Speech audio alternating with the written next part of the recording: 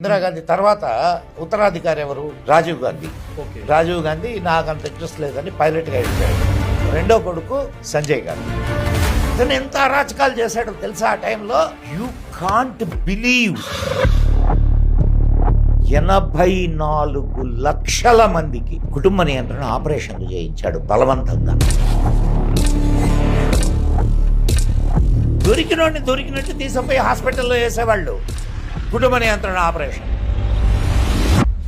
సరి అయినటువంటి సౌకర్యాలు ఉండేవి కాదు. కొన్ని వేల మంది ఈ ఆపరేషన్లు వికటించి చచ్చిపోయిన వాళ్ళు ఉన్నారు.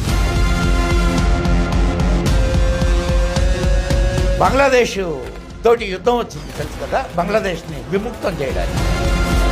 భారత సేన 10,000 మంది సైనికులు చనిపోయారు. 90,000 మంది పాకిస్తానీ సైన్యం మనకు చేతికి. 90,000 మందిని నీ దగ్గర పెట్టుకొని పీఓకి రిలీజ్ చేయమని అడగకూడదా? బిర్యానీ పెట్టి పంపించారు. 10,000 మంది సైనికుల్ని నీ వాళ్ళని పోగొట్టుకొని ఈమెను మళ్ళా అపరకాళి కానీ పొగడడం.